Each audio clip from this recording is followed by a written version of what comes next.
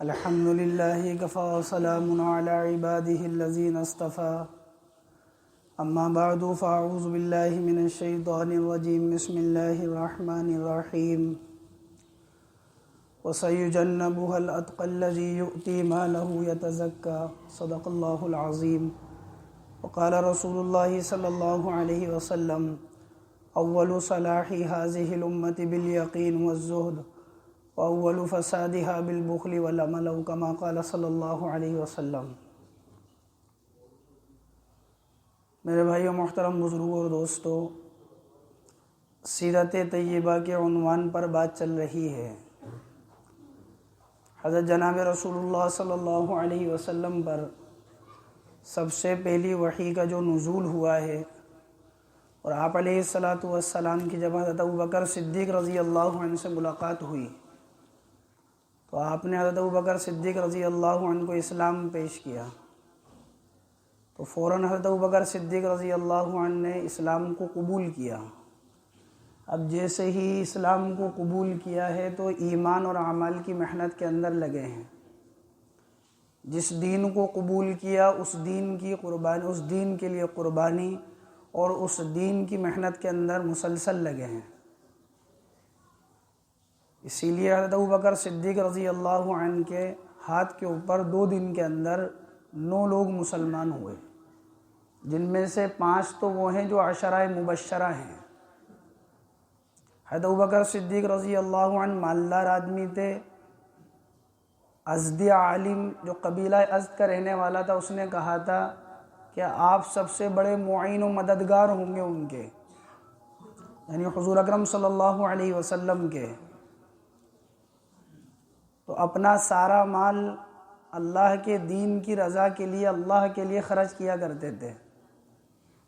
حضرت ابوبکر صدیق رضی اللہ عنہ نے مختلف لوگوں کو جو ایمان کو قبول کر چکے تھے لیکن کسی کی غلامی میں تھے، حضرت ابوبکر رضی اللہ عنہ نے ان کو خریدا اور آزاد کیا۔ ان لوگوں میں حضرت بلال حبشی رضی اللہ عنہ تھے، انہی لوگوں میں عامر ابن فہیرہ تھے، اور انہی میں ایک نام ملتا ہے حضرت ابو فقیہ رضی اللہ عنہ۔ ان کا نام تو یسار تھا، یہ ان کی کنیت ہے ابو فقیہ۔ یہ بھی انہی لوگوں میں تھے جن کے اوپر مکہ کے اندر ظلم و ستم ہو رہا تھا۔ قبیلہ بنو عبد الدار کے یہ غلام تھے، وہ ان کے اوپر ظلم ستم کی انتہا کر دیتے، ایسا ظلم ستم کہ ان کو تپتی ہوئی زمین کے اوپر لٹا کر ان کے گالوں کے اوپر پتھر رکھ دیا جاتا، بھاری بھرکم پتھر، تاکہ یہ کسی طرح اٹھ نہیں سکیں۔ ایک مرتبہ امیہ بن خلف نے ان کے پیروں میں بیڑی ڈالی اور ان کو گھسیٹتا ہوا تپتی ہوئی زمین کے اوپر لے کر آیا۔ امیہ بن خلف کا بیٹا صفوان ابن امیہ وہاں سے گزر رہا تھا۔ بیٹے نے ان سے کہا ابو فقیہ رضی اللہ عنہ سے کہ یہ میرے والد ہیں، یہ میرے باپ ہیں، کیا تو ان کو خدا مانتا ہے؟ کیا تو ان کو رب مانتا ہے؟ تو انہوں نے فوراً کہا کہ میرا رب تو اللہ ہے، میں اللہ کو رب مانتا ہوں، میرا مالک میرا خالق اللہ ہے۔ تو گلا گھوٹنا شروع کیا ان کا، اور امیہ بن خلف کا دوسرا بیٹا بھی وہیں موجود تھا۔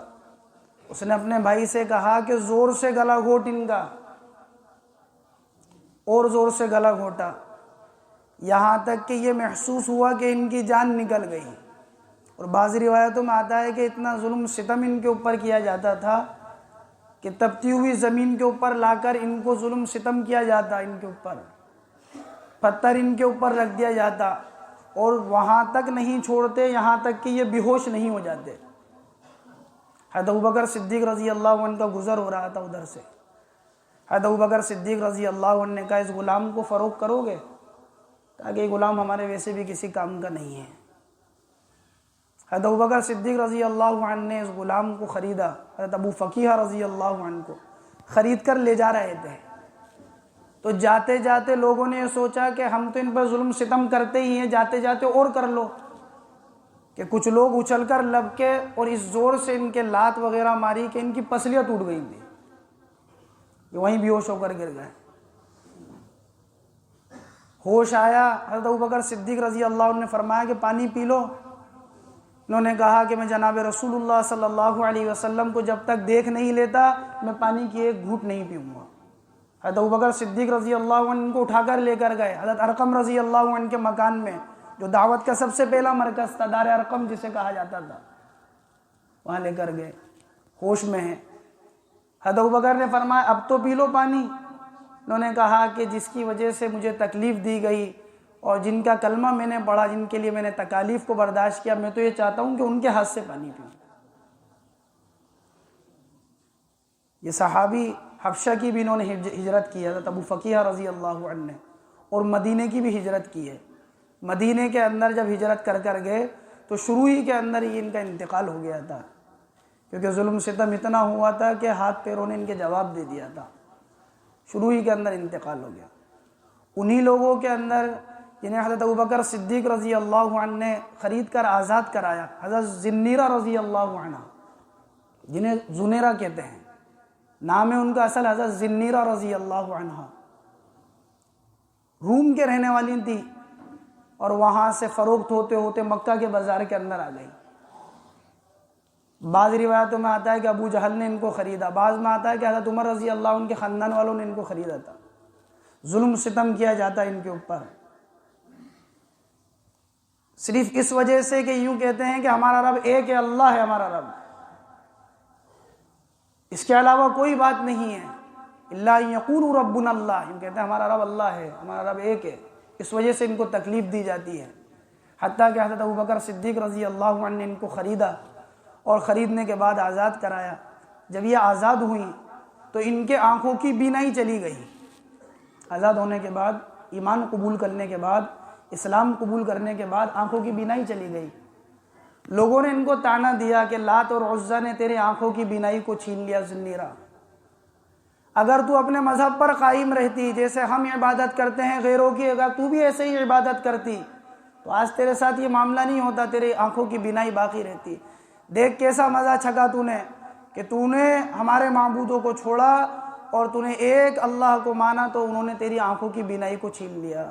فوراً انہوں نے جواب دیا، اللہ کی قسم لات اور عزیٰ کے اندر وہ طاقت نہیں ہے کہ وہ مجھے نفع پہنچا سکے یا نقصان پہنچا سکے، میری آنکھوں کی بینائی لینے والا بھی اللہ ہے اور میری آنکھوں کی بینائی دینے والا بھی اللہ ہے۔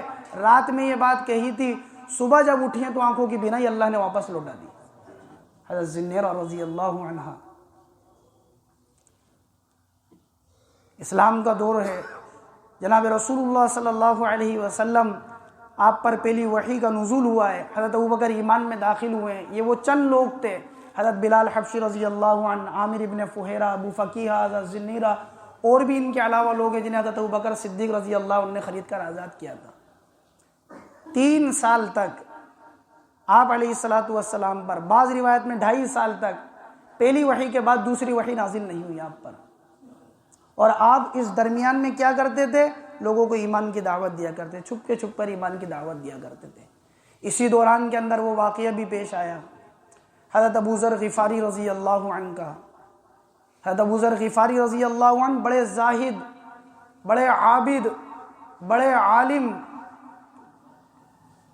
صحابہ کہتے تھے، غالباً حضرت علی رضی اللہ عنہ کا ارشاد ہے کہ حضرت ابو ذر رضی اللہ عنہ تو ایسے علوم جانتے ہیں جو لوگ نہیں جانتے ہیں، زاہدانہ زندگی تھی۔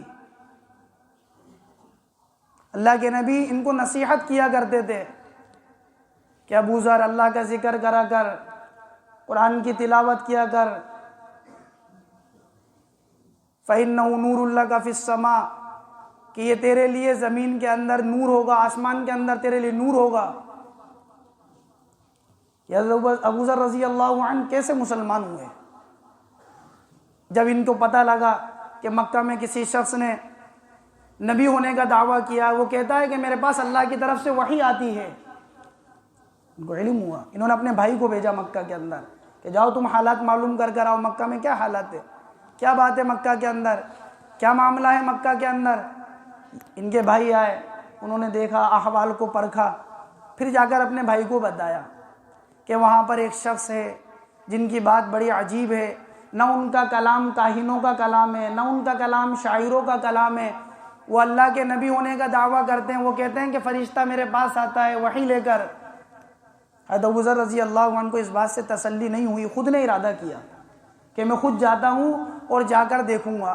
وہاں سے اپنے قبیلے سے چلے، قبیلہ غفار کے رہنے والے تھے، اور وہاں سے چل کر مسجد حرام میں آئے، لیکن جانتے نہیں تھے کسی کو، اس لیے مسجد حرام میں بیٹھ گئے۔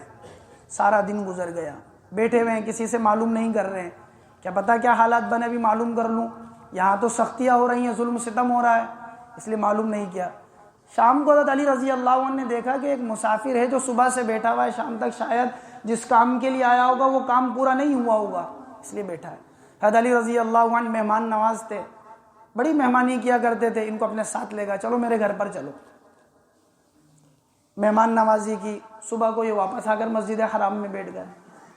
اب پھر دن بھر ہو گیا، حضرت علی رضی اللہ عنہ نے شام کو دیکھا یہ تو وہی مسافر ہے، سوچا کہ شاید اس کا آج بھی کام پورا نہیں ہوا، وہ آج پھر لے گئے اپنے گھر پر مہمان نوازی کی۔ تیسرے دن پھر صبح ہی حضرت ابو ذر رضی اللہ عنہ وہیں بیٹھے ہوئے، کسی سے معلوم نہیں کر رہے، ہمت نہیں ہو رہی کہ معلوم کروں میرے اوپر کوئی حالات نہیں آ جائے۔ تیسرے دن حضرت علی رضی اللہ عنہ نے شام کو دیکھا پھر یہی مسافر بیٹھا ہوا ہے، تو ان سے پوچھا کہ بھائی تم کون ہو، کہاں سے آئے ہو، کیا مقصد ہے تمہارا؟ تو انہوں نے حضرت علی رضی اللہ عنہ کو قسم دی، عہد و پیمان لیا، دیکھو جو بات میں تم سے کرنے والا ہوں کسی سے کہنا مت۔ کہا کہ نہیں کہوں گا۔ کہا کہ میں نے سنا ہے یہاں پر کوئی محمد نام کے شخص ہیں جو اللہ کے رسول ہونے کا دعویٰ کرتے ہیں، وہ کہتے ہیں کہ آسمانوں سے وحی آتی ہے میرے پاس، فرشتے جبریل آتے ہیں میرے پاس، اللہ کی کتاب کا نزول ہوتا ہے میرے اوپر، کیا تم جانتے ہو انہیں؟ حضرت علی رضی اللہ عنہ نے فرمایا کہ ہاں میں جانتا ہوں انہیں، صبح جب ہو تو تم میرے ساتھ چلنا، میں تمہیں ایک جگہ لے کر چلوں گا، میرے پیچھے پیچھے چلتے رہنا، اگر راستے کے اندر کوئی شخص ملے گا تو میں راستے کے اندر اپنا جوتا صحیح کرنے لگ جاؤں گا، تم سیدھے نکل جانا، رکنا مت میری وجہ سے، یا میں پیشاب کرنے لگ جاؤں گا، تم رکنا مت، سیدھے چلے جانا، تاکہ کسی کو شبہ نہیں ہو ہم دونوں ساتھ ہیں۔ حضرت علی رضی اللہ عنہ نے ایسے ہی کیا، جہاں اللہ کے نبی موجود تھے وہاں پہنچا دیا۔ حضور اکرم صلی اللہ علیہ وسلم سے بات چیت ہوئی، اور حضور اکرم صلی اللہ علیہ وسلم کے ہاتھ کے اوپر ایمان کو قبول کیا۔ اللہ کے نبی سے فرمایا، اے اللہ کے نبی، جب یہ دین سچا ہے، یہ کلمہ سچا ہے، یہ دعوت سچی ہے، یہ محنت سچی ہے، آپ اللہ کے رسول ہیں، اللہ برحق ہے، تو میں اس کلمے کو ان لوگوں کے درمیان میں جا کر کہوں گا۔ اللہ کے نبی نے کہا کہ ابو ذر تم ایسا مت کرو، سختیوں کو برداشت نہیں کرو۔ کہا کہ جب یہ کلمہ حق ہے تو میں کہوں گا۔ یہ وہاں سے اٹھے اور مسجد حرام کے بیچ میں آئے، جہاں سارے مشرکین مکہ بیٹھے رہا کرتے تھے، الگ الگ قبیلے بیٹھے رہا کرتے، وہاں کہا اشہد ان لا الہ الا اللہ واشہد ان محمدا عبدہ ورسولہ، میں گواہی دیتا ہوں اللہ کے سوا کوئی معبود نہیں ہے اور محمد صلی اللہ علیہ وسلم اللہ کے رسول ہیں۔ بس یہ کان میں آواز پڑنی تھی لوگوں کے، ان کے اوپر جو ٹوٹ کے پڑے ہیں لوگ اور جو ان کو مارا ہے، جو تکالیف ان کو پہنچائی ہے۔ حضرت عباس رضی اللہ عنہ حضور اکرم صلی اللہ علیہ وسلم کے چاچا، وہ آئے ان کو بچایا، یوں کہا کہ غفار کا رہنے والا شخص ہے، قبیلہ غفار کا، اور یہ قبیلہ غفار شام کے راستے میں پڑتا ہے، تم تجارت شام سے کرتے ہو، تم اگر اس کو مارو گے تو شام کیسے جاؤ گے، راستے میں اس کا قبیلہ پڑتا ہے۔ لوگوں نے چھوڑ دیا۔ دوسرے دن پھر آئے مسجد کے اندر، وہ کلمہ دل کے اندر بیٹھ گیا تھا۔ وہ ایمان ایسا نہیں تھا کہ چائے پر بک جاتا، وہ ایمان ایسا نہیں تھا کہ میرا بھائی ہے تو بک جاتا، وہ ایمان ایسا نہیں تھا کہ طاقتور تھا تو بک جاتا، وہ ایمان پیسوں میں نہیں بکا کرتا تھا، وہ ایمان قوتوں کے اندر نہیں بکا کرتا تھا، وہ ایمان تعلقاتوں میں نہیں بکا کرتا تھا، وہ ایمان تھا وہ دل کے اندر بسا ہوا تھا، وہ اللہ وحدہ لا شریک لہ کا اقرار، اذیتوں کو برداشت کر کر اور سہولتوں کے زمانے کے اندر ہر حال میں ایک اللہ کی وحدانیت کے اوپر قائم اور دائم رہا کرتے تھے۔ جان تو چلی جاتی تھی لیکن لفظ کے بول یہ نہیں ہوتا تھے کہ اللہ سے پھر جائیں، بلکہ بولنے والا جان سے جاتا تھا تو اس کے الفاظ یہ تھے، فزت ورب الکعبہ، رب کعبہ کی قسم میں تو کامیاب ہو گیا۔ بکتے نہیں تھے، پھرتے نہیں تھے، صبح کچھ شام کچھ یہ نہیں ہوتا تھا، سامنے کچھ پیچھے کچھ یہ نہیں ہوتا تھا۔ آج پھر جاؤں گا، اور پھر گئے، اشہد ان لا الہ الا اللہ واشہد ان محمدا عبدہ ورسولہ۔ دوسرے دن پھر لوگ پڑے ان کے اوپر، پھر مارا، پھر تکلیف پہنچائی۔ حضرت عباس نے پھر سمجھایا، یہ قبیلہ غفار کا رہنے والا ہے، تم لوگ کیا کر رہے ہو اس کے ساتھ؟ 2 دن ہو گئے، پھر تیسرے دن چلے گئے، اور پھر تیسرے دن وہی معاملہ، اشہد ان لا الہ الا اللہ۔ 3 دن تک یہ معاملہ ہوا، یہ تکلیف کو برداشت کیا۔ جناب رسول اللہ صلی اللہ علیہ وسلم نے فرمایا ابو ذر اپنے قبیلے چلا جا، جب اسلام کا غلبہ ہو جائے، ایمان کا غلبہ ہو جائے، تجھے معلوم ہو جائے گا اور تو پھر اس وقت آ جانا ابو ذر۔ پھر یہ یہاں سے چلے گئے، بڑی زندگی زاہدانہ زندگی تھی حضرت ابو ذر غفاری رضی اللہ عنہ کی۔ اسی دوران میں جب یہ حالات چل رہے تھے، وہ معاملہ بھی آپ علیہ السلام کے ساتھ ہوا۔ ابھی ایک وحی نازل ہوئی ہے، آپ ایمان کی محنت کر رہے ہیں، لوگوں کو ایمان کی طرف بلا رہے ہیں، اللہ کی وحدانیت کی طرف بلا رہے ہیں۔ امت جس کو آپ علیہ السلام جہنم سے بچا کر جنت کا راستہ دکھا رہے ہیں، اللہ کے نبی نے فرمایا تھا میری اور تمہاری مثال تو ایسی ہے، ایک انسان نے آگ جلائی ہو اور آگ جلانے کے بعد پرندے پروانے اس میں آ کر گر رہے ہوں اور وہ اس کو اٹھا رہا ہو کہ پروانوں کو اٹھا رہا ہو آگ سے۔ میری مثال اور تمہاری مثال بھی ایسے ہے، تم بدعمالی کی وجہ سے جہنم کی طرف چلے جا رہے ہو، اس میں گرنا چاہ رہے ہو، میں تمہاری کمر پکڑ پکڑ کر اس سے کھینچ رہا ہوں تاکہ تم جہنم سے بچ کر جنت کی طرف آ جاؤ۔ میری مثال تو ایسی ہے، جس امت کو اللہ کی طرف بلا رہے تھے، جنہیں جنت کی طرف بلا رہے تھے، وہی جان لینے کے در پر ہوگا حضور کی، وہی جان لینا چاہتے تھے، تکلیف پہنچانا چاہتے تھے۔ حضور اکرم صلی اللہ علیہ وسلم بیت اللہ کے سامنے نماز پڑھ رہے ہیں، آپ نے نیت باندھ رکھی ہے، رکوع کیا، آپ نے سجدہ کیا، سجدے کے اندر سر تھا، وہ ایک مجلس لگی ہوئی تھی، اس میں ایک شخص تھا جسے عمر ابن ہشام یعنی ابو جہل کہا جاتا تھا۔ اس نے کہا یہ سجدے میں گئے ہیں، میں ابھی جاتا ہوں اور ان کی گردن کے اوپر پیر رکھتا ہوں، نعوذ باللہ نعوذ باللہ، دیکھنا تم لوگ دیکھو گے میں کیسے پیر رکھ کر آتا ہوں۔ حضور سجدے کے اندر ہے، میرے طرح سجدہ نہیں کرتے تھے، آپ کی طرح سجدہ نہیں کرتے تھے کہ سجدے میں گئے اٹھ گئے، لمبا سجدہ کیا کرتے تھے اللہ کے۔ اما عائشہ رضی اللہ تعالیٰ عنہ فرماتی ہے میرے گھر میں نماز پڑھ رہے تھے حضور اور سجدے کے اندر تھے آپ علیہ السلام، اور اتنا لمبا سجدہ کیا کہ میں سمجھی کہ آپ کی جان نکل گئی، آپ کی روح پرواز کر گئی۔ میں نے ایسے ہلا کر دیکھا کہ اللہ کے نبی آپ کی روح موجود ہے یا آپ چلے گا دنیا سے، ایسا سجدہ کرتے تھے۔ سجدے کے اندر ہے، ابو جہل نے ارادہ کیا، کھڑا ہوا اور حضور کی طرف چلا، آپ علیہ السلام کی گردن پر پیر رکھنے کے لیے، نعوذ باللہ، کائنات کی سب سے عظیم شخصیت۔ آپ نہیں تو آسمان اور زمین کو نہیں بنایا جاتا، یہ چاند سورج ستارے سیارے یہ سب نہیں پیدا کیے جاتے، ان کی گردن پہ پیر رکھنے کی بات۔ جیسے قریب ہوا، بہت قریب تھا کہ چلا جائے آپ علیہ السلام، ایک قدم کا فاصلہ رہ گیا، لوگوں نے دیکھا کہ ابو جہل کے چہرے کے شکل کی رونق اڑی ہوئی ہے اور وہ واپس لوٹ کر آ رہا ہے۔ لوگوں نے کہا بڑی ہمت کے ساتھ گیا تھا، بڑی طاقت کے ساتھ بڑی باتیں کر کر گیا تھا، واپس کیوں آ گیا؟ کیا بات ہے، کیسے آ گیا واپس؟ یوں کہا جب میں ان کے قریب ہوا تو میں نے دیکھا ان کے اور میرے درمیان میں ایک آگ کی خندق ہے جس میں نے کچھ پروں کو دیکھا، اگر میں قریب ہو جاتا تو جل کر راکھ ہو جاتا۔